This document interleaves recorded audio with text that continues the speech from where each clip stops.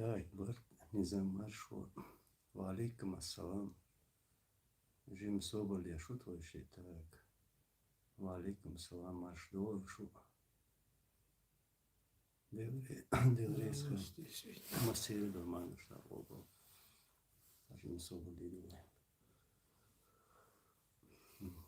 Мы из Украины, Бог. Мы тоже из Украины. Оксана. Ага. Так, валейкум ассалам. Эйд Мубарак.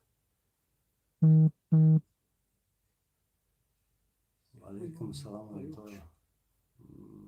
Деврейска Масир Дурман Шабобол.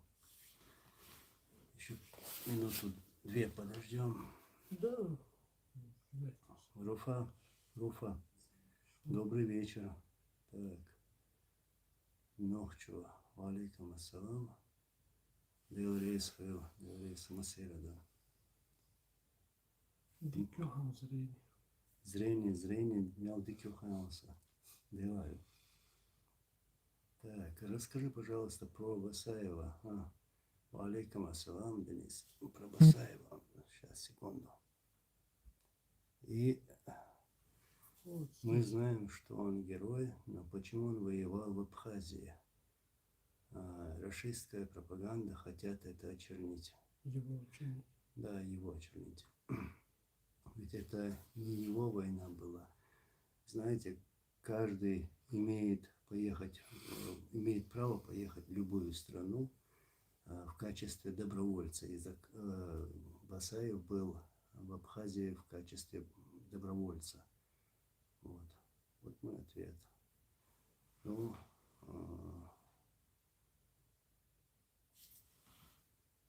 сейчас, секунду. Мы просто об этом много говорили. Сейчас мы будем про главное говорить. Да, у нас сегодня основная тема – это цель нашей поездки сюда, в Украину. Да, наша работа. Наша работа, то, что мы увидели. Да. Вот. И, конечно, самое первое, всех хочется поздравить. Эйд Мубарак, Марна Шпол Балдойшу, Вейн Халудал Мили Язель. Аминь. Аминь. Пусть Всевышний Аллах примет ваш пост. Аминь. Пусть Всевышний Аллах примет ваши благие деяния, ваши дуа. Аминь. А также дуа, благие деяния и пост ваших близких из числа мусульман. Аминь. Так, Чечен Блогер, I'm so happy to see you both together. Well done, brothers. You can come here to Ukraine and be here with us. You know what? I'm thinking everyone who can come to Ukraine today, they can come and to work for our case. I mean, against the Russian propaganda and against the Russian enemy, against the Russian occupants. Mash Habor. Senator William Sinturb Швейцарион. Jetzt geht nicht jetzt очень. Звук плохо. Звук, ну да. У нас здесь люди спят еще. Да, человек спит тут вот и из-за уважения к нему. Хотя я думаю, мы и так ему мешаем. Все равно мешаем, да. Иншаллах. Скоро закончим, иншаллах. Иншаллах. Так, вы в Днепр приедете, все возможно. Мы были во многих городах, знаете, что мы многое не показываем. Вот, показываем по частям, потом уже обработаем все. Возможно, приедем и туда. Планы огромные, планы большие. Так, Анзор, как вы думаете, сейчас, секунду, как вы думаете, если Путин прикажет Кадырову отправить войска в Казахстан, ведь он сам говорит, что он уважает казахов, и как, я понял, о чем ты, брат. Мы, казахи, очень уважаем вас. Казахстан наша вторая родина, мы братья. Я просто скажу, если Путин прикажет ему поехать в Казахстан или там, не знаю, в Литву, Латвию, еще куда-либо, то он туда и поедет. Он зависит от слова и мнения Путина и только.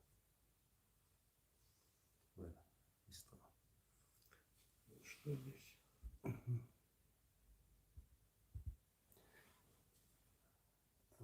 Saifuddin, what help do you need?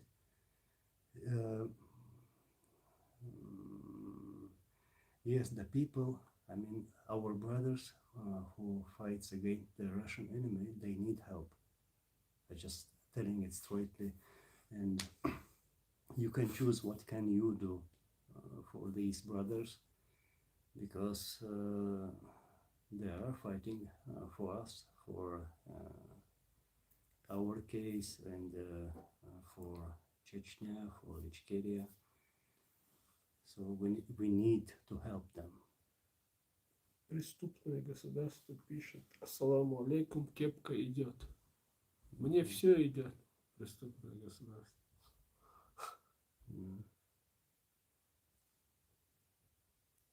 Ва алейкум салам. Алейкум салам.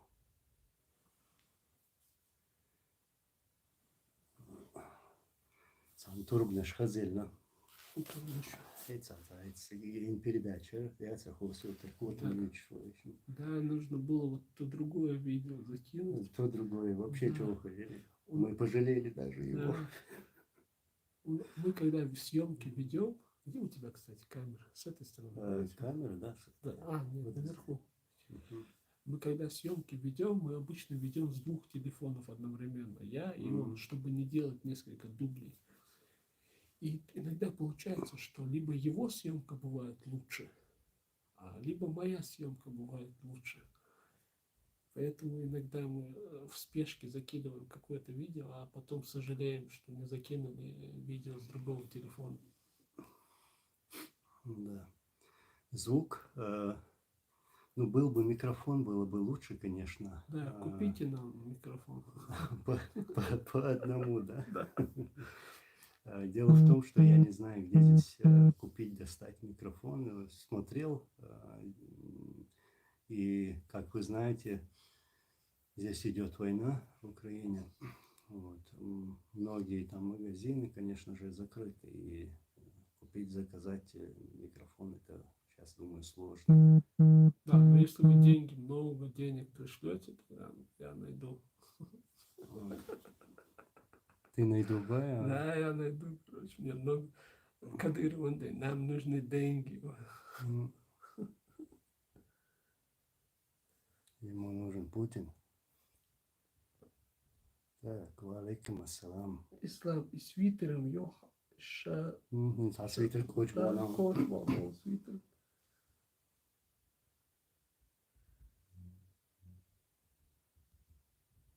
Артем Терехов, валейкум салам, брат.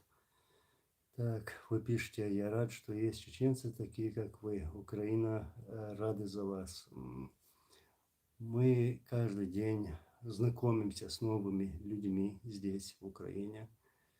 И нам очень приятно, что мы сейчас с вами, что мы находимся с вами, что этим знакомством мы рады. И считаем вашу боль своей болью. Потому что эти шизофреники, эти мерзкие существа, которые вторглись сегодня в Украину, эти убийцы, эти террористы убивали наших братьев и сестер, вот, наш народ. И убили у нас более 300 тысяч мирных жителей. Вот. И мы считаем своим долгом работать вместе с вами во всех направлениях и делать все возможное для нашего общего дела, против нашего общего врага.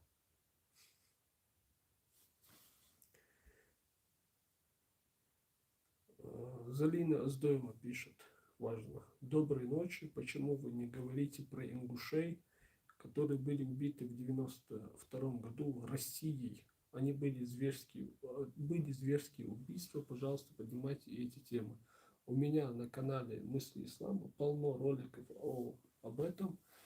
В своем плейлисте, у меня есть плейлист о войне в Украине, там много роликов, и я очень часто упоминаю геноцид ингушей, который был совершен именно Россией. Именно российские танки, российская техника шла впереди, зачищала, так сказать, уничтожала ингушский народ, а сзади шли националисты, которые чинили эти зверства. Поэтому я считаю, что это была российско-ингушская война, как бы ее иначе не хотели сегодня назвать.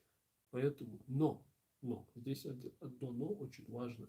Важно, чтобы не только я об этом говорил, да, не только там Анзор об этом упоминал, но нужно, чтобы об этом говорили и многие, в том числе ингуши, которые живут в Европе. Здесь огромная диаспора ингушей, и они обязаны сегодня об этом говорить. Я много раз это повторял, и они говорить обязаны именно в том контексте, о котором ты говоришь, Залина, что это было преступление России, что Россия была виновата. Россия всегда хочет, чтобы мы обвиняли другие народы, чтобы чеченцы обвиняли ингушей обвиняли чеченцев, там, дагестанцы там, в войнах и так далее.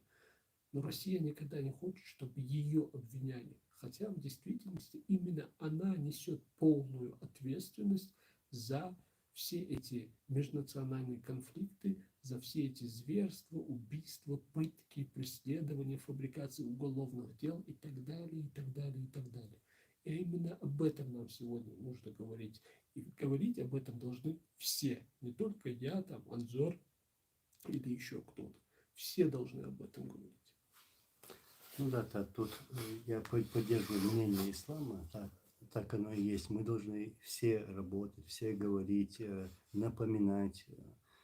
Вот тут иногда пишут, вот почему вы не пишете про Палестину, почему вы не говорите про ингушей, наших братьев, почему вы там про Дагестан не говорите или других наших братьев, почему Ирак, почему. Нет, почему?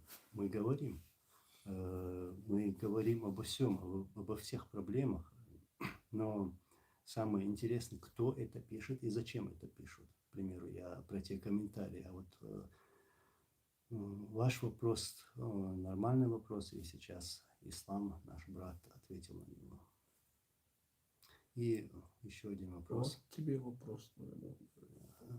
Не забудь про этот вопрос, я просто давно жду. Добрый вечер, как вам город Хмельницкий? Очень понравилось, как нас приняли там. Приняли отлично. Приняли отлично. И мы были там, на улице имени Джохара Дудаева. Да. Вот. Есть ролик, кстати. Да, мы выставляли ролик. Очень понравилось. Спасибо. Вопрос. Где вопрос? Вот, наверное. Анзор, салам алейкум. Сейчас в Украине фактически возрождается Ичкерия. Будете ли вы все вместе сейчас объединяться в единое формирование со всеми структурами управления? Мы давно призываем к этому. Буквально недавно мы с исламом разговаривали, обсуждали, чтобы сделать, и чтобы это было правильно. Мы сошлись к одному мнению, вот так оно совпало у нас, и мы обратились здесь к вам, вот, выставили это обращение, обратились ко всем блогерам, активистам и тем людям, которые называют себя политиком, вот, чтобы мы все объединились, чтобы отошли от всех этих обид, личных обид, разногласий, чтобы работали именно для достижения нашей общей цели. Да. И пришли к этому мнению. Почему? Потому что мы давно об этом говорим, но сегодня, вот эти дни, вот это время, вот эта война, которую развязала Россия, вот, это наш шанс. Это шанс для всех тех пострадавших народов от России. От ее агрессии. Да, от агрессии. Вот, и считаем, что должны проснуться все. Все должны открыть глаза. Все должны вспомнить свою историю, кто вторгался на наши территории, кто нас вечно убивал, кто нас вечно насильственно выселял. Вот чтобы больше такого не было, нужно всем объединиться вокруг Украины. Потому что Украина сегодня воюет против нашего общего врага. Вот. И эту змею, просто у этой змеи надо взять и вырвать это жало, яд этот. Я думаю, сегодня я хотел бы прокомментировать то, что ты сказал, касаемо нашего обращения, призыва, чтобы сюда, в Украину, приехали общественники, различные блогеры, политические деятели и так далее. То есть люди, очень важно, которые имеют некий бэкграунд. То есть они должны были как-то себя раньше проявить. То есть это не должны быть люди неизвестные. Почему? Потому что дело касается безопасности. Мы должны знать, кто этот человек, который сюда приезжает. Мы не можем просто с кем-либо просто так встречаться, потому что, как мы знаем, наша сегодняшняя работа очень сильно мешает Кремлю. И я не имею ни тени сомнения в том, что лично в кабинете Путина сегодня может быть издан приказ ликвидировать тебя, ну и других чеченских диссидентов, которые находятся сегодня в Украине. Поэтому мы не можем просто так с кем-то встречаться. Нам нужны люди, которые себя ранее как-то проявили. И они у нас есть. И мы всех их призываем. Неважно, каких они политических взглядов. Важно, чтобы они были по одну сторону. То есть, чтобы они были за деоккупацию нашей территории. Чтобы они были за деоккупацию там, Северного Кавказа, всего там, и отдельно взятой Чечни и так далее. Чтобы они считали Россию врагом. Не так, чтобы с ней сотрудничать. Мол, допустим, Путин уйдет, другой придет, и это нам будет хорошо. Нет, не таких людей. А которые всегда говорят, неважно, кто будет в Кремле, нам нужна независимость. Именно таких людей мы приглашаем, чтобы мы все вместе сегодня объединились и показали мировому сообществу, что мы можем быть едины. Это не то время, когда мы должны сегодня спорить о том, кто прав, кто более легитимен, кто менее легитимен. Это не то время. Мы потом между собой разберемся, потому что мы являемся свободным обществом. Мы боремся за эту свободу ради того, чтобы самим иметь возможность решать свою судьбу и свои разногласия, чтобы никто к нам не вмешивался. Поэтому мы приглашаем всех, чтобы сюда пришли и показали всему этому миру, что мы здесь. Потому что весь мир, хотим мы этого или нет, сегодня смотрит на Украину. И когда приехал сюда, допустим, Анзор Масхадов, это вызвало огромный резонанс в украинских СМИ, в рядах украинских политиков. Анзор чуть ли не каждый день по 2, по 3 интервью имеет, его приглашают, везде разговаривают. Это означает, что им интересна наша тематика. Это означает, что они ищут некие точки соприкосновения с нами. А поэтому нам нужно показать, что здесь не только Анзор. И, алхамдулиллах, сюда приехали еще другие, Джамбулат Сулейманов, я сюда приехал. Есть еще люди, которые есть там за кадром, они выступают. И все они работают по отдельности, встречаются с политиками, с журналистами, с общественными деятелями и так далее, и так далее. Идет колоссальная работа, которую раньше я, в принципе, не замечал. Может, кто-то видел больше, я такой работы раньше не замечал. И у нас есть сегодня исторический шанс добиться того, чему мы добивались все это время кровью и потом, за что погибли сотни тысяч наших людей. Сегодня есть исторический шанс, поэтому каждый, кто болеет за эту идею, обязан сегодня приехать, оставить свои разногласия, приехать сюда и показать, что он с народом, что он един на той идее, на той платформе, на которой мы все стоим. Никто не должен здесь говорить: я круче, я важнее, вы мои подчиненные и так далее. Все должны сюда прийти и на равных условиях за круглым столом встретиться и показать их обществу, их властям, что мы едины.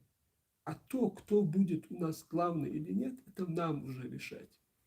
Главное сюда приехать и начать говорить от имени всего общества в рамках некой договоренности, чтобы у нас все было сообща. Только таким образом мы сможем добиться того, чего мы все это время добивались. И если кто-то, кто имеет возможность, из-за своих личных амбиций сюда не приедет после нашего призыва, ведь он может приехать и даже по своей собственной инициативе, то это уже его вина. Потому что здесь есть место, где он может приехать, где он может жить, его встретят, его накормят, обуют, оденут, ему дадут платформу, и он может говорить. И он обязан это делать. Любой человек, будь то блогер или политик. Не нужно сегодня гнаться за своими собственными амбициями. Я мог сегодня сидеть у себя в Польше, наплевав и начихать на это. Я мог бы там снимать ролики, Анджор мог бы сидеть у себя в Норвегии, тоже мог бы снимать ролики и так далее. Но мы сегодня здесь, потому что того требует наш долг. И это несмотря на то, что в некоторых моментах у нас тоже есть разногласия. Есть у нас разногласия, и вы все знаете, кто следит за мною, за моими роликами, в чем у нас разногласия. Но я сегодня закрыл глаза на это, потому что для меня лучше синица в руках, чем журавль в небе. Это для меня важнее, потому что общее, оно превыше личного. Если личное превыше общего, то тогда этот человек далек от идеи, от нашего общего дела. Ну, так оно и есть, ислам. Вот именно про это мы сейчас говорим и пытаемся донести. Здесь нет ничего личного и не может быть ничего личного. Вот я сейчас кое-что покажу вам.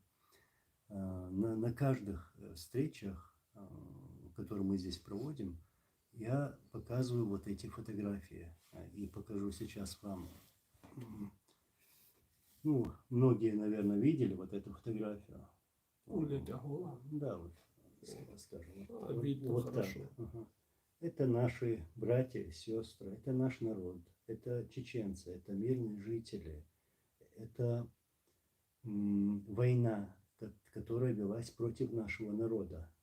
Сзади идут вот эти убийцы Путина. Всех нас коснулась эта война. Война Ельцина, война Путина. И из-за этой войны половина численности нашего народа оказалась на чужбине. И сегодня многие не могут поехать домой, на свою родную землю, к своим родственникам, жить там. Хотя многие, конечно, хотели этого. Мы очень привязаны к своему народу, мы очень привязаны к своей родной земле. И если сегодня, имея такой шанс, если мы этот шанс сегодня не используем, то, может быть, другого шанса и не будет. У меня лично такие мысли. И после всего вот этого, то, что я сейчас показывал, чтобы больше такого никогда не случилось, не происходило на нашей земле, нам раз и навсегда нужно оставить вот эти личные свои амбиции, встать, быть единым целым и стать сегодня вокруг Украины. Завтра может быть Казахстан, к примеру. Казахстан – мусульманская страна, да, наши братья. Но я не хочу, чтобы завтра пострадал Казахстан, например, или какая-то другая страна, или там Дагестан, или Ингушетия, или Грузия. Вот. Враг у нас один. Враг у нас один. И, как я сказал, вот этот яд этой змеи нужно вырвать сегодня. Надо задуматься о нашей истории. Надо не жить сегодняшним. Нужно жить, строить будущее. Будущее. Чтобы этот режим, путинский режим, исчез. Чтобы исчез этот режим, который сегодня угрожает, унижает чеченский народ. Я даже не хочу фамилию его называть. Чтобы вот такое больше не повторилось. Чтобы такое не повторилось. Халду ашадык дейца сүйрішік қайежі ишталдық. Так, что дальше? Ахмад Сила, да? Да, Ахмад Сила. Да, мы здесь, кстати, не наблюдаем нигде Ахмад Силу. Вот мы ее искали везде, и в Трубе ее искали, Ахмад Силу, и там ее не было. И под камнями, и, не знаю, в болотах, и в разных лужах, и в каких-то защелинах, и в подворотнях. Везде искали эту Ахмад Силу, нигде ее нет. Говорят, она отсюда ретировалась. Ислам, мы же спрашивали тут, с военными разговаривали, со всеми разговаривали, но все говорят, что эти силы Ахмад Сила находятся в тылу. Да. То есть, чтобы до них добраться, к примеру, нужно разгромить все войска, впереди стоящие. Вот. Даже наши батальоны туда ездили именно для этой цели. Ну, я сейчас город называть не буду. Вот. Так что они в тылу. Да, в основном кадыровцы, они находятся в тылу. Вы должны понимать, что кадыровцев не обучали как регулярную армию. То есть они не являются основной ударной силой. У них нет тяжелого вооружения и тому подобное. Они просто обучены, так сказать, контролировать уже занятую территорию. То есть, находясь в глубоком тылу, они должны, их задача контролировать территорию, чтобы там не было никаких восстаний и так далее. То есть они несут некую форму так называемой военной полиции. Это, кстати, говорит о том, что они, во-первых, не боеспособны, а во-вторых, о том, что Россия не считает их достойными того, чтобы быть ударной силой. То есть им не доверяют технику тяжелую, не доверяют самолеты, не доверяют какую-то авиацию. Может, там какой-то дают им транспортный вертолет, 1-2, но целую авиацию им не дают, потому что их не считают достойными. Потому что они, как и все кавказцы, как и мы все, являемся для России людьми третьего сорта. И тем более, когда кто-то является предателем, то предателя никто не любит. Даже его хозяева. Почему? Посмотрите, какая у них участь. Когда эти люди там погибают в Украине, на фронте где-то, где они попадают под артобстрелы и так далее.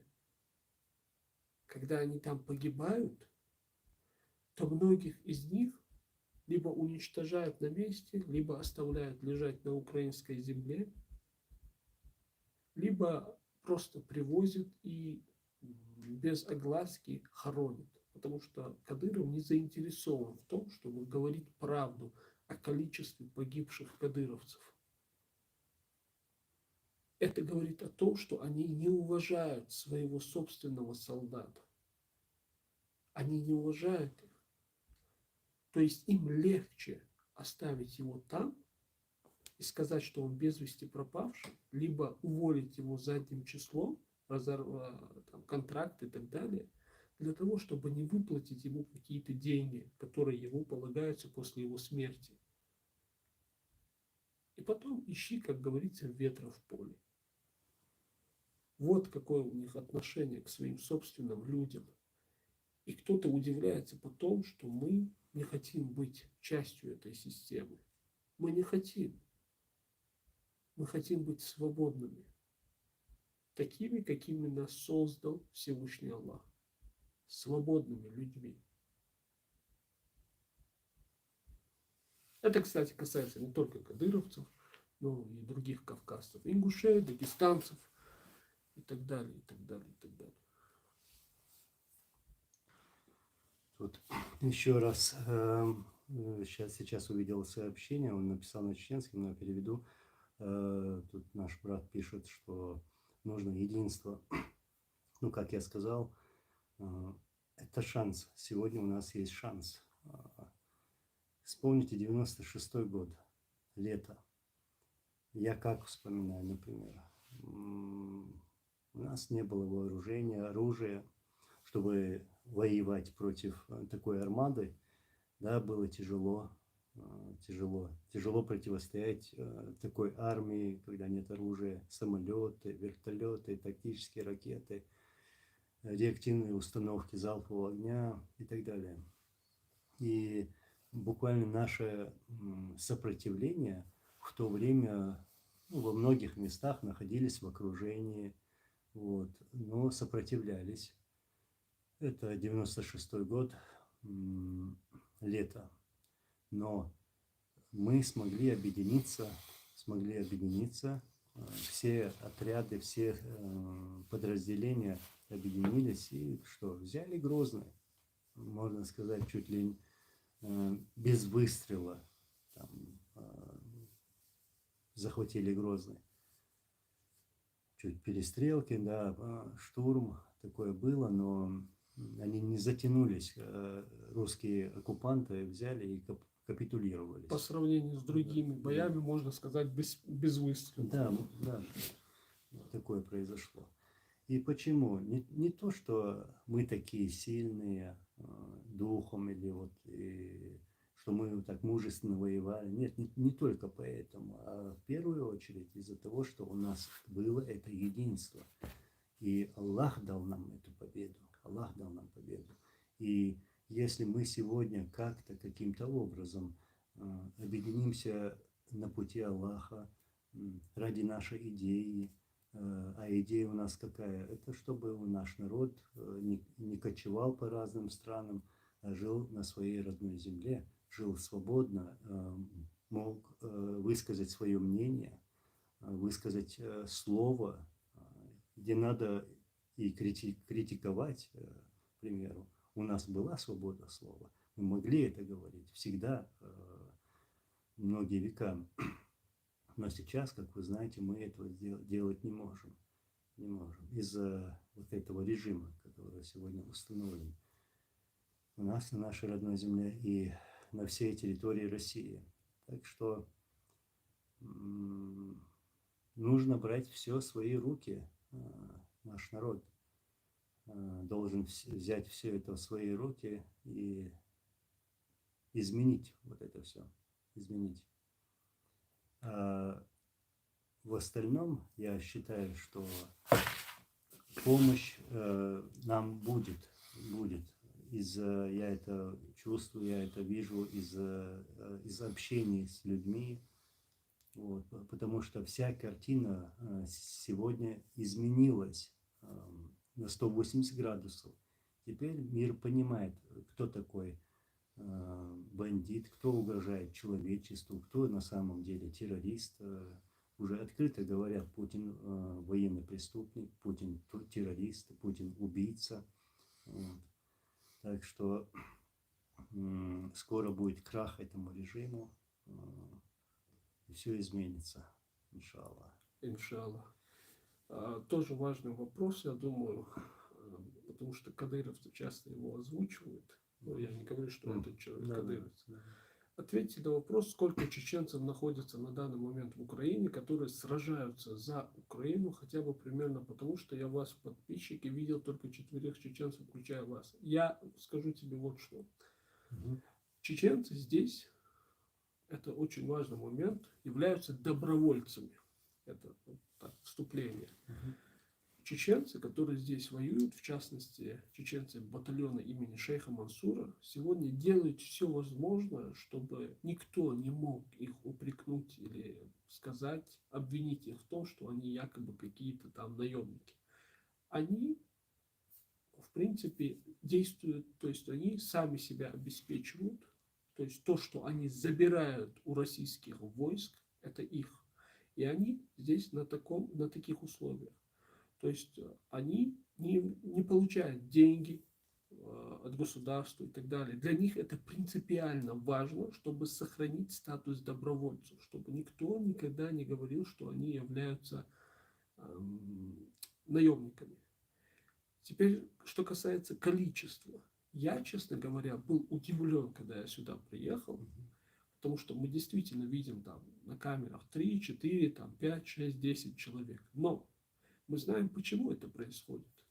У нас дома людей похищают, убивают, пытают только потому, что кто-то где-то осмелился сказать, что Рамзан Кадыров является, там, не знаю, плохим, что зарплату не выдают вовремя и так далее. Не говоря уже о том, если кто-то воюет против России, против Кадырова. Конечно же, мы прекрасно понимаем, что этих родственников этих людей будут похищать. Поэтому многие себя не показывают. Я был удивлен, что здесь так много чеченцев, потому что батальон, он действительно батальон. Здесь по всей Украине много разбросано различных баз, где базируется много чеченцев, очень много чеченцев, которые сюда приехали и воюют за свою идею.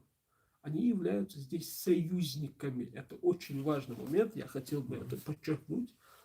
То есть они в качестве союзников, они не являются частью регулярной армии Украины.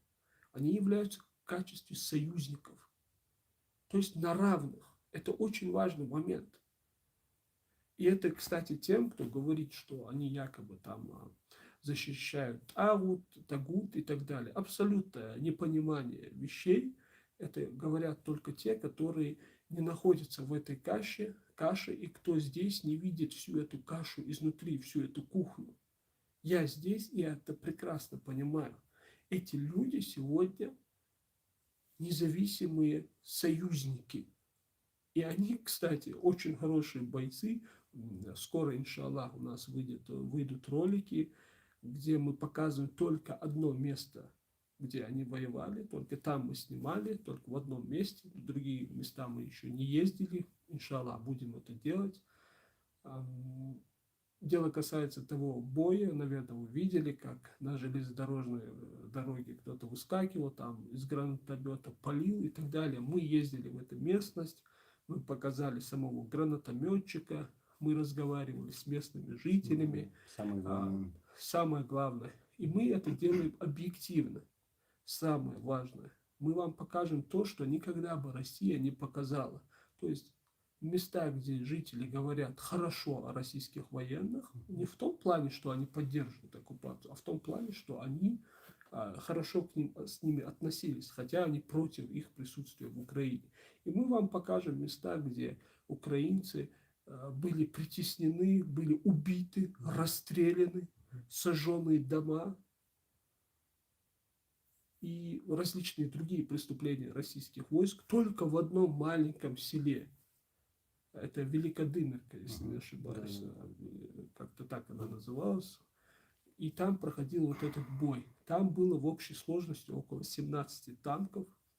Где-то 3, кажется, танка, если не ошибаюсь, наши подбили. Это был тот бой, я бы сказал, знаменитый бой, потому что он весь мир облетел, многие его показывали и так далее.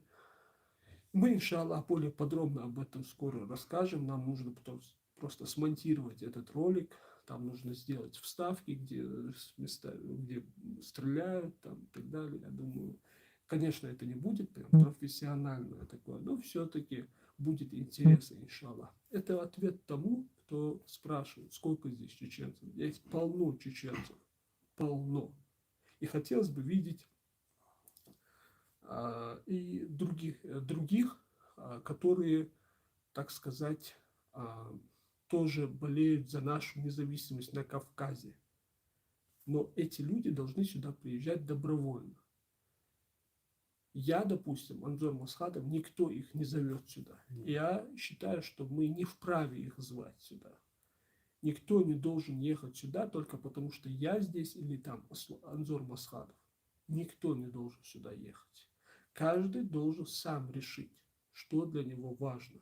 Он должен, так сказать, осмыслить свое намерение, понять, что для него важно, а все это должно быть в соответствии с исламом. Если это противоречит исламу, тогда тебе здесь точно делать нечего. Намерение. Да, намерение, все должно быть соответствовать исламу. Еще раз подчеркиваю, если взять тот же батальон имени шейха Мансура, то эти люди являются здесь в качестве союзников. Понимаете? Они согласовывают свои боевые какие-то операции с военными силами Украины, но при этом они им не подчиняются напрямую. То есть они здесь являются именно в качестве союзников. Это очень важный момент, чтобы никто их не обвинял там в защите Тагута и так далее, и так далее. Их здесь уважают. Их уважают больше, чем кадыровцев в России. Конечно.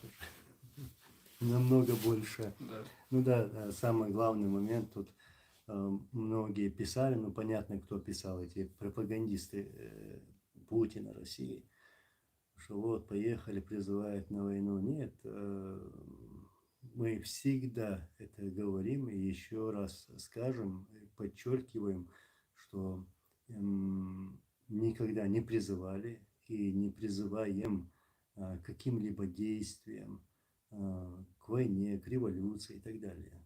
Вот. Человек сам должен решать, как ислам сказал, у него должно быть намерение для каких-либо действий и правильных действий, чтобы Аллах это принял в первую очередь.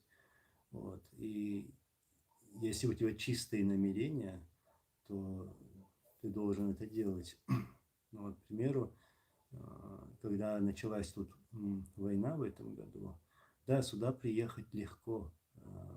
Мне лично было легко. Я имею в виду весь путь. Показывал документ, везде пропускали. В некоторых местах даже узнали. Вот. И приехали. Но что я хочу сказать, что и намерение, мое намерение, конечно, я много думал, зачем ехать, что там делать, как это делать. И да, у меня были цели, как это решить перед Аллахом. Вот.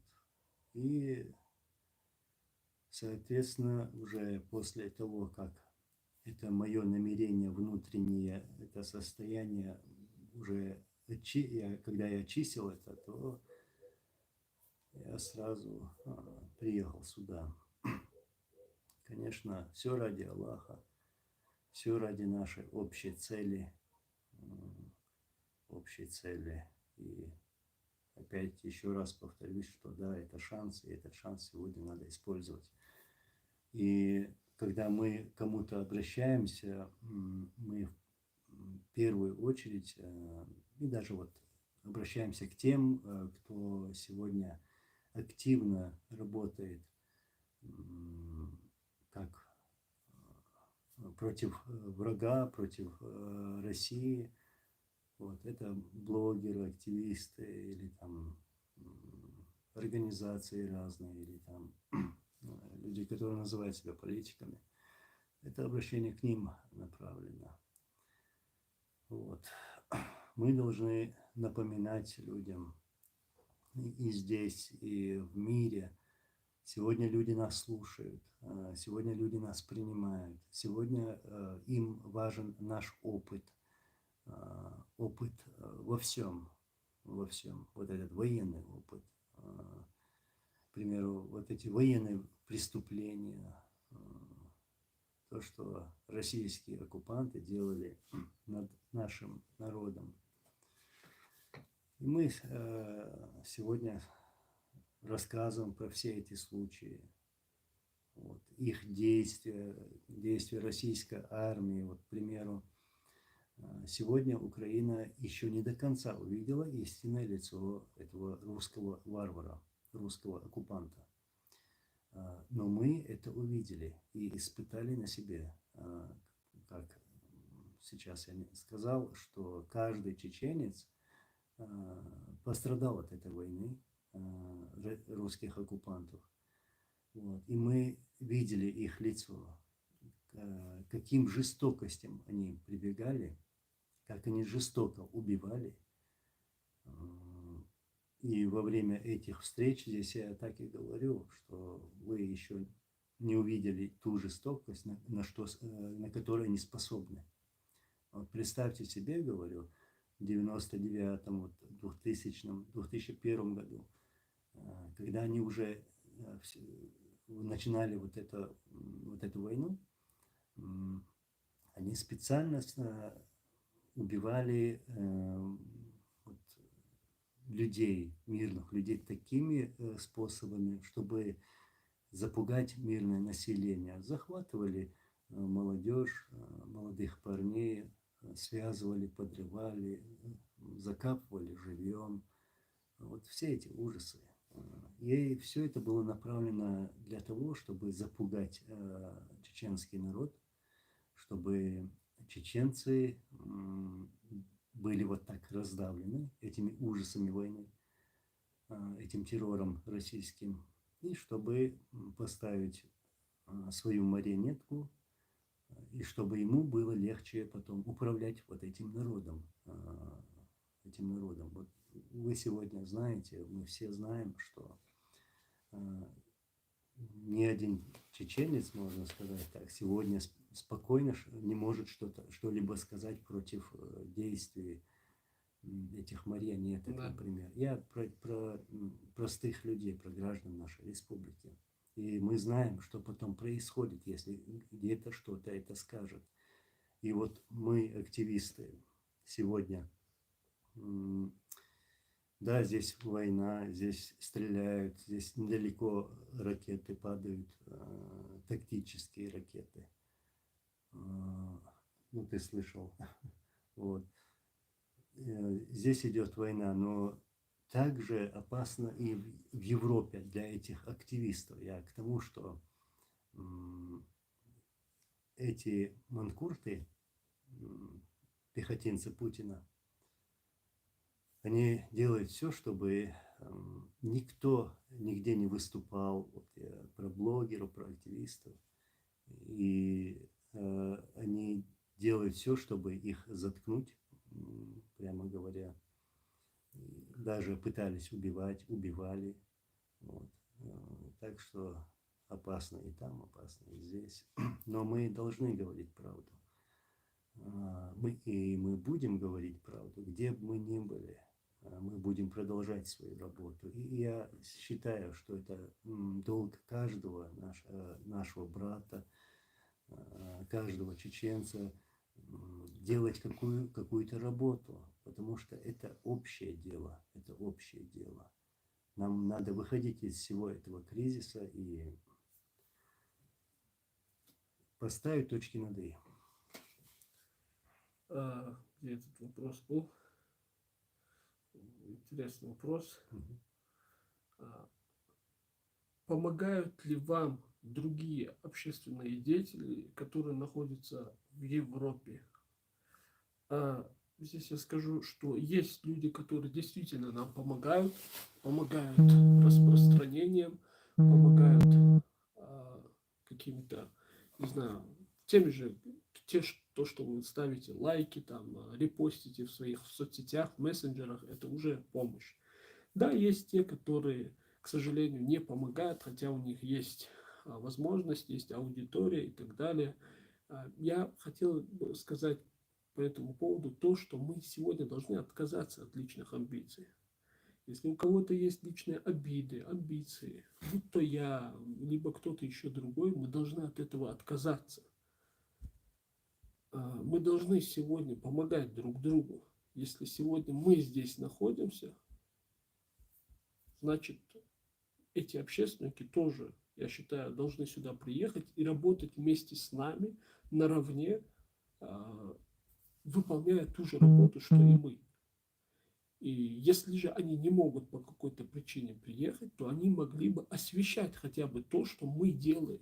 Делать репосты на своей платформе, говорить об этом, упоминать в своих, не знаю, каких-то выступлениях, конференциях, на своих, допустим, на каких-то митингах, в своих эфирах, там, не знаю, в Телеграме, в Ютубе, там еще где-то. Я считаю, что они обязаны это делать, если их действительно заботит общее дело. Мы должны оставить личные амбиции, личные обиды и работать на благо всего общества, на благо общей нашей идеи. Если мы этого не будем делать, то что стоит, чего стоят наши какие-то принципы? И есть ли эти принципы у нас? Как-то так. А так, в общем, да, нам помогают, алхамдулиллах, многие помогают, многие делают дуа. Мы видим, как нас поддерживают в комментариях. Это же живые люди. Они где-то сидят, работают, они едят, кушают, пьют, у них есть семьи. Но они нас поддерживают, и это придает, несомненно, силы. Это говорит о том, что не все потеряно, что наше общество сегодня болеет за свободу, что оно готово за него бороться и что оно готово поддерживать. Если не поддерживает кто-то, то найдутся лучшие, чем они, которые поддержат, иншаллах. Иншаллах. Сейчас будем искать еще. Посмотрим. Ну, кто-то здесь насчет звука опять говорил. Да, звук, ну, наверняка. Звук, скорее всего, да, но мы Улучшить здесь не сможем, к сожалению. извиняемся. Сделайте погромче. Сделайте погромче, да. Так, что-то, где у нас еще? Что вы скажете тем, кто сейчас находится в России, но не поддерживает этот бред и прекрасно все понимает? Что бы вы могли посоветовать делать нам, спрашивают. Например, молодым людям, студентам и так далее. Не, ты хорошо ответишь, ты человек старше, у тебя больше жизненного опыта. Имеется в виду студенты чеченцы или... Вообще людям, да, которые не поддерживают этот бред. Вообще, да, ну я считаю, без разницы, студент он или не студент, и вообще гражданин России, который вот, против войны России против Украины, я думаю, что люди в самой России должны вставать. Не позволить этому шизофренику добить то, что хотя бы осталось, потому что Путин сегодня убивает и добивает эту Россию, такую огромную страну с такими огромными ресурсами. Он ее разграбил, он ее сегодня добивает полностью. И сейчас он изолировал эту страну, потому что многие страны сегодня отвернулись, и Путин сегодня как попрошайка бегает по миру и ищет себе поддержку от азиатских стран, от мусульманских стран, еще там, ну, других стран тоже. То есть бегает по миру и выпрашивает помощь, поддержку. Но, во-первых,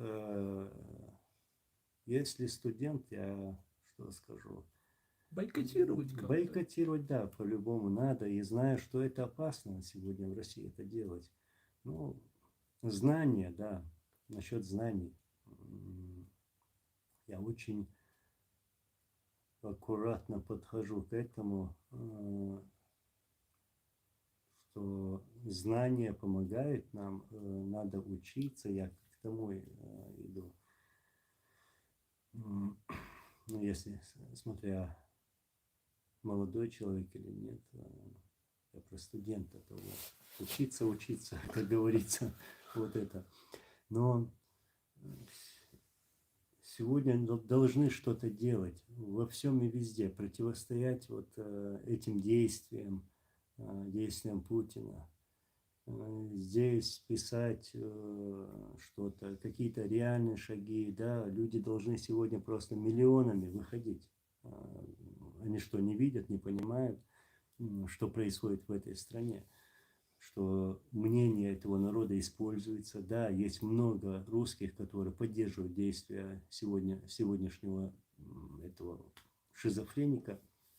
Вот, и тем более этот шизофреник тянет мир к ядерной войне.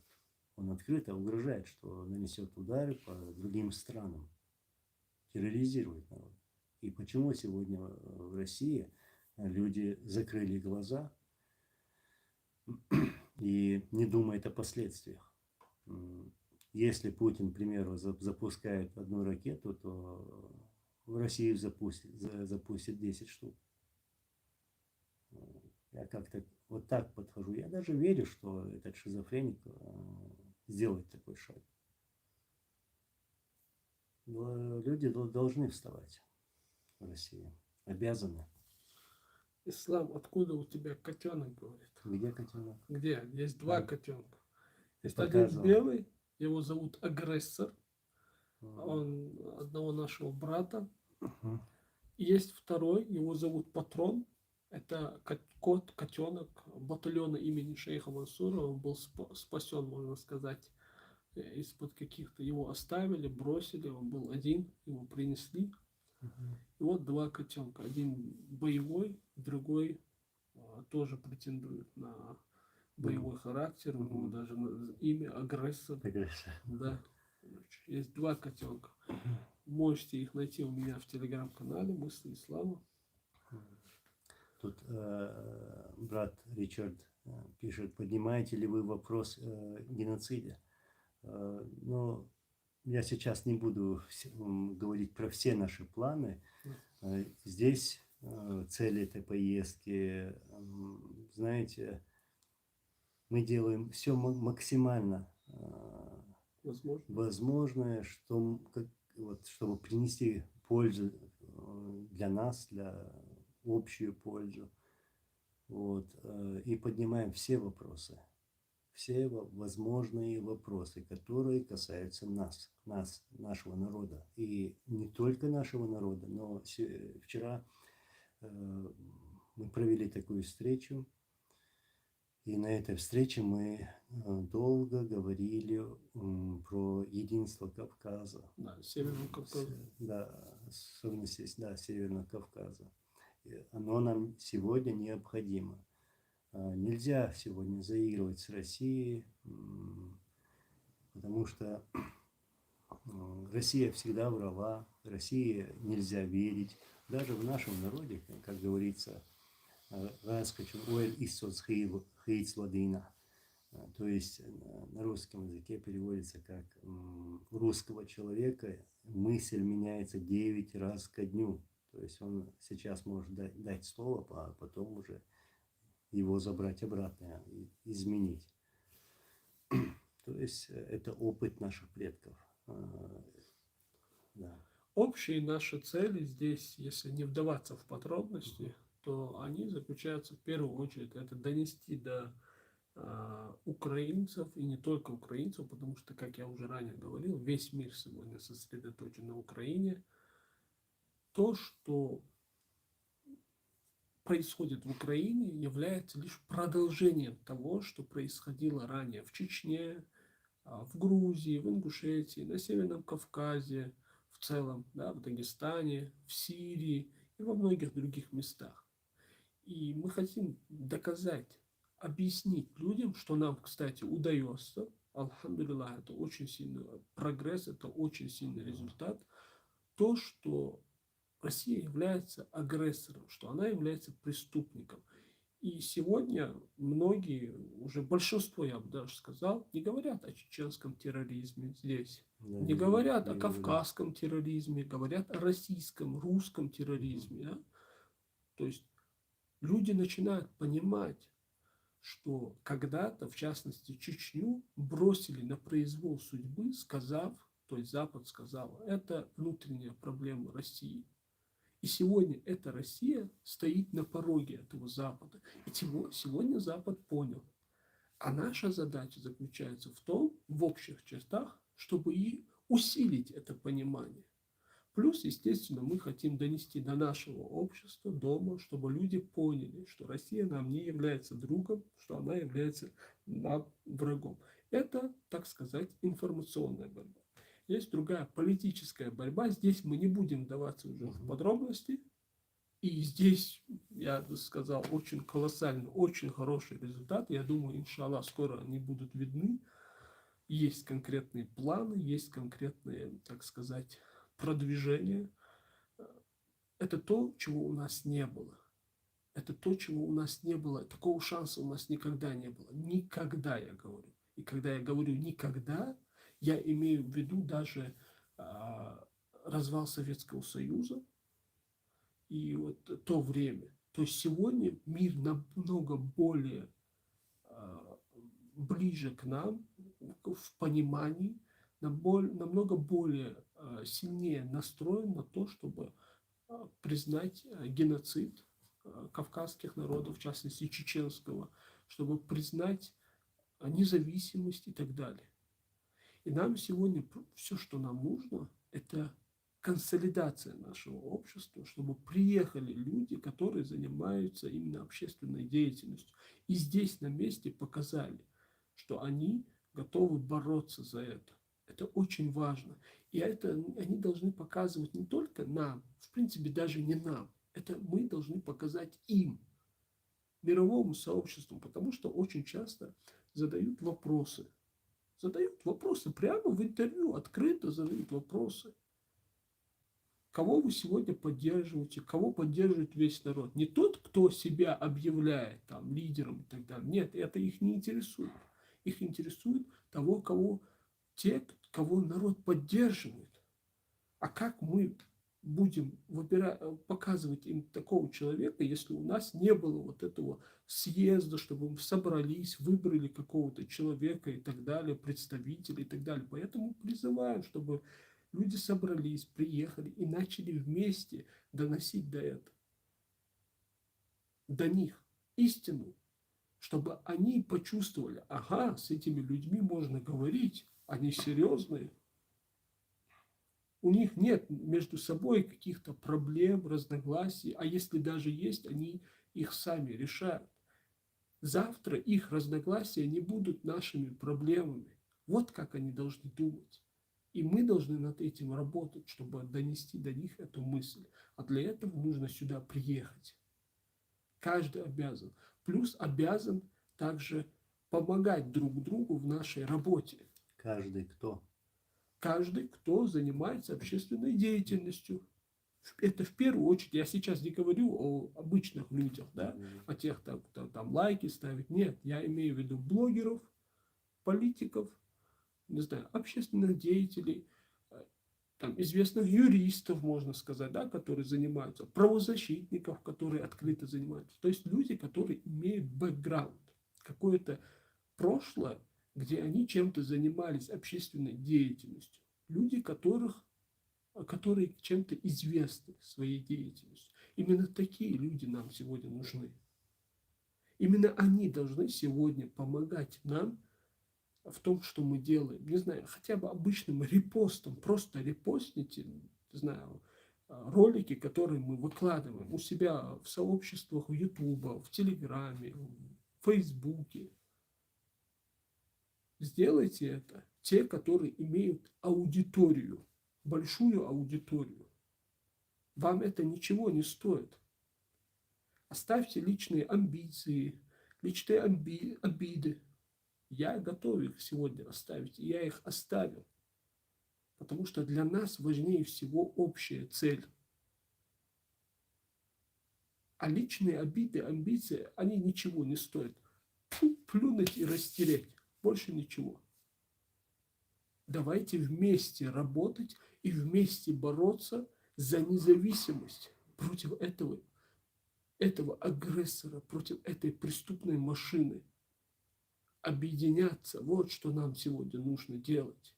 И именно к этому мы сегодня призываем. Есть что-нибудь интересное? Сейчас посмотри. Еще раз с праздником всех. Пусть Всевышний Аллах примет ваш пост, Аминь. Аминь. ваши благие деяния, намерения, ваши дуа, а также дуа, благие деяния, намерения ваших родных и близких. Аминь. Марнаш побах вейн холода в мире. Аминь. Аминь. Марк Аба Халчун Хига Халомеля Язел. Нерхош Калдис обязательно. Нерхош Калдис. Нерхо самый лучший. Гордик наш был, Горхаз наш был. Так. Что здесь еще у нас? Смотри. Ассаламу алейкум. Общались ли вы с теми украинцами, которые участвовали в Чеченской войне на нашей стороне? На нашей стороне. Были такие украинцы, нам говорили, но я, к сожалению, не общался. Мы должны сказать, что мы не всегда вместе. Бывает так, что я где-то отдельно, Анзор отдельно, и другие наши люди, которые здесь, отдельно. А иногда мы вместе ходим. Поэтому я думаю, Анзор за себя должен.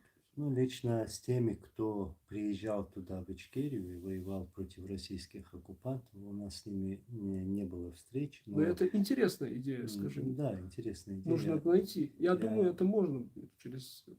Есть связь, я думаю, можно будет найти. Связи, да, это не проблема. Просто эта страна очень большая, и с одного города в другой город попасть тоже как бы нелегко, и в основном всю работу, которую мы запланировали, нужно проводить на этой стороне. То есть нам придется ехать обратно, вот так получается. И насчет них, я их знал лично. Я помню, когда они приехали в первый раз, еще когда у нас война начиналась, первая российско-чеченская война, вот я их всех видел, у отца своего видел в главном штабе. Они туда приходили. Вот. И знаком с ними. Конечно же, было бы очень приятно поговорить с ними. Но мы встречались с теми людьми, которые знакомы с ними и находятся в таких дружеских отношениях, разговаривали о них, вспоминали вот эти события. Вот. Буквально это вчера мы встречались, тоже об этом разговор шел. Так. Что у вас еще?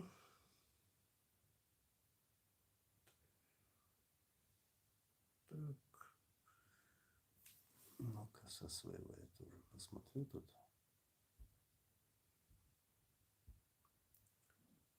С праздником, с праздником, с праздником. Вас тоже с праздником, Лариса.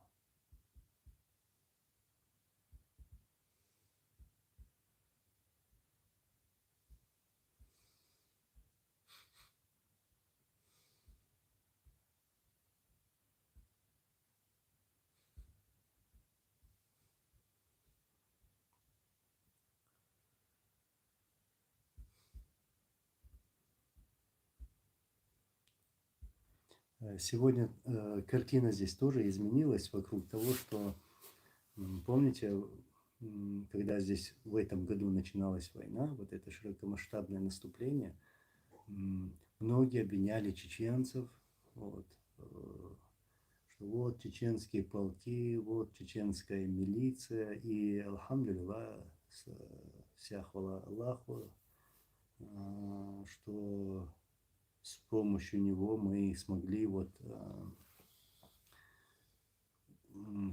разбить эту пропаганду российскую, да, мы везде это говорим, мы и они часто задают нам такие вопросы, кто на самом деле кадыровцы, кто такие Да. чеченские полки, чеченская милиция. Мы говорим, что это нет вообще такого слова, ну, определения чеченская милиция или чеченские подразделения. Это все вместе взятые российские пехотинцы, российские войска, Это часть российская российской милиция. армии. Да, это российское все. Это путинцы. Потому что даже чеченцы не поддерживают эту войну, войну России против Украины. Теперь, когда люди, простые люди даже, когда мы говорим, что мы чеченцы здесь, то относятся с большим уважением, с пониманием. Они знают, что есть большая часть чеченцев, которые, да, воюют сегодня в Украине против российских оккупантов, и что в основном чеченцы не поддерживают Россию. Есть. Так, что еще? Как приехать в Украину? Вот много раз спрашивают. В зависимости от того, зачем ты тут сюда хочешь приезжать.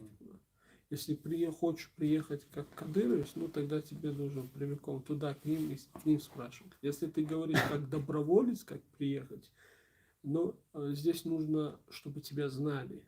То есть ты не можешь быть с бухты-барахты, любой человек, левый человек. Нужен человек, который может доказать, да, что он не является кадыровцем, что он не является подставным и так далее. Этого человека будут проверять. Ну и правильно, да. Да, иначе никак, потому что мы понимаем, что сегодня будут засылать и так далее, чтобы как-то навредить. И действительно вредили, вредят, делают все, что возможно, поэтому именно такие условия. Поэтому просто так приехать в Украину в качестве добровольца и попасть именно в чеченский батальон, там, допустим, шейх Мансура, но не получится. Не получится, потому что здесь каждого проверяют, каждого человека, и правильно делают. Как-то так. Да, так оно и есть. Тут еще раз, чтобы так приехать, ну и опасно тоже.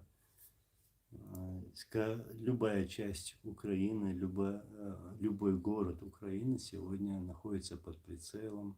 Да. Сегодня обстреливаются ракетами, тактическими ракетами. Вот. С разных сторон, кстати, Да. и гибнут мирные жители. Да, прямо по жилым кварталам. Вот Жилым недавно, кварталам. как это, Мы сейчас не будем говорить именно само место. Но они сказали, что по военному объекту ударили, а на самом деле ударили по жилому дому. Да. Там погибла, кстати, журналистка, Да, погибла журналистка. Свобода слова, Радио Свобода. Радио Свобода. А также были ранены мирные жители. Вот как умеет Россия наносить точечные удары. Ну, чеченцы знают, что это такое. Вот такая картина. И чтобы сюда попасть, человек должен подумать, куда он едет, знать, куда он едет и для чего он едет, к примеру, сюда, в Украину.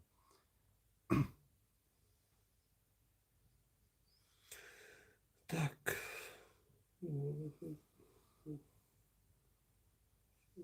Что еще? Не знаю, что еще. В принципе, однотипный вопрос. Сейчас я его сюда. Обычно разговоры между собой. Извиняюсь, все, я не могу зачитывать, очень много этого. Про Навального хочешь что-нибудь сказать? Что он говорит про Навального? Ну, там. Скоро. Вообще фамилию увидел. Вот Навального скоро. Навальный кто? Навальный, многие говорят, некоторые говорят, что если Путина заменит Навальный, будет хорошо, все прямо в шоколаде. Не будет. Не будет абсолютно. Кавказ покряснет, потонет в крови. Еще хуже, Да, наверное. не исключено, что хуже, потому Мгм. что Навальный является таким же империалистом, как и Путин, и он открыто говорит, и многие члены его команды, как Жданов там и другие, открыто говорят о своей неприязни к чеченцам, кавказцам, что они вообще Кавказ не собираются отпускать. Сам Навальный много раз высказывался о Крыме, о том, что он в принципе не говорит, что нужно Крым отдавать, возвращать и так далее. То есть он для него это часть России, как он об этом говорит. Также он, не говоря уже о его исламофобии, да, это касаемо Мгм. нас, Мгм. мусульман, потому что в Да. России 20-30 миллионов мусульман. Человек, который претендует на то, чтобы быть президентом России, но не может быть исламофобом. 20-30 миллионов мусульман. А он ненавидит ислам, его Мгм. проявления там, в виде хиджабов, в виде коллективных каких-то общественных молитв и так далее. То есть этот человек априори не может быть как-то правителям, мусульман и так далее, да, даже не мусульманским. И его отношение также и к немусульманам, к христианам, там, ну, имеется в виду к представителям других национальностей. То есть это явно шовинист, это и есть человек, который считает свою национальность русскую превыше других национальностей. Что бы он там ни говорил, потому что у него в его словарном запасе проскакивают оскорбительные высказывания, там, допустим, термины в отношении других представителей других нацменьшинств. Это говорит о том, что человек является шовинистом. Мгм. Поэтому, конечно, Навального нельзя даже на пушечный выстрел подпускать, как по мне. А если даже и подпустить, то пусть, но без нас, без Кавказа. Северный Мгм. Кавказ должен быть свободен от России. Иного выбора нет. У нас есть такой опыт, да. Ничего хорошего со стороны России, руководителей России мы никогда не видели.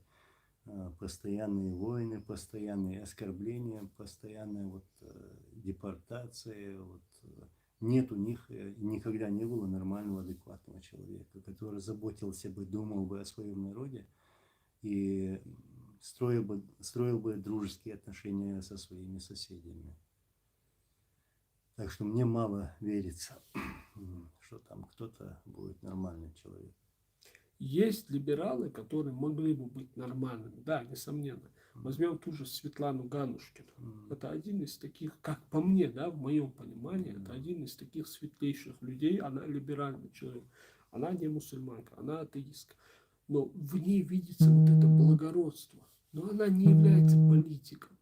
То есть она не стремится к власти. Вот такого человека, если бы поставить в России, было бы хорошо. Там, не знаю, Игоря Каляпина можно было бы поставить. Но они не политики. Понимаете? Вот таких людей я бы приемлю. Но мы должны быть свободными. Неважно, кто там будет, хороший или плохой, мы должны быть свободными. Но если говорить о том, какой, в моем понимании, должна быть Россия, чтобы она хорошо относилась к соседям, то там должны быть люди именно похожие на Светлану Ганушкину, там, Игоря Каляпина и так далее. Ну, ни в коем случае там Навальный и так далее. Я не говорю сейчас, допустим, о Соболь, да, Соболь там, хотя она тоже говорит о том, чтобы нас не отпускать, но все-таки в ней мне чувствуется больше благородства, чем в Навальном. Навальный это явно такой неприятный тип, мягко говоря. Такой же Жданов, такой же там Милов и такие. Вот это очень неприятные люди. Есть среди их команды более адекватные, но они не претендуют на ту власть, на которую претендует Навальный. И Навальный, вот этот Жданов, Милов, они будут задавать вектор направления внутренней политики, а внешняя политика, как известно, является продолжением внутренней. Поэтому этих людей ни в коем случае нельзя допускать к власти. Аллаху алям. Лайнс, когда пишут про каких-то политиков из России, знаете, я никому из них не верю. Не верю. Вот мой короткий ответ. Может, наверное, пойдем к завершению эфира. Просто еще раз напомним, мы сегодня хотели вместе вот так выйти в эфир, в очередной раз вот, поздравить всех вас с окончанием священного месяца Рамадан. Вот, и поговорить о наших целях коротко. И вообще обратиться, опять же, с обращением, которое мы уже делали, и чуть подробно рассказать об этом. Вот такая цель у нас была в этом эфире. Мы просим распространить этот ролик в своих соцсетях, мессенджерах, в сообществах Ютуба. Очень важно, да, если у вас есть какая-то аудитория, помогите нам. Неважно, вы являетесь общественным деятелем или нет, но в особенности я прошу это общественных деятелей, блогеров, там, политиков и так далее, которые занимаются там Ютубом, Телеграмом. Мы вас просим распространять наши ролики, которые мы здесь делаем. Чтобы они, наконец, оттолкнули все, что не нужно, в сторону. Да. И мы вместе приняли бы участие Да. в нашем общем деле. Да. Только тогда Аллах даст нам эту победу. А победу в Иншаллах. том, что это будет шансом для того, чтобы вернуться на нашу родину, взять ее в свои руки, чтобы эта родина была в руках у своего народа, а не у какого-то там ушлепка. Да. Я говорю так, всех благодарим, пусть Аллах будет доволен вами всеми. И Пусть Всевышний Аллах примет ваш пост. аминь, аминь. Марна школа, И наши друзья, наши братья, сестры, ну что, как всегда, скажем, все будет хорошо. Иншаллах. К этому все идет. Всего вам хорошего, берегите себя. И до встречи. Ассаламу алейкум ва рахматуллахи ва баракатуху. Ассаламу алейкум ва рахматуллахи ва баракатуху.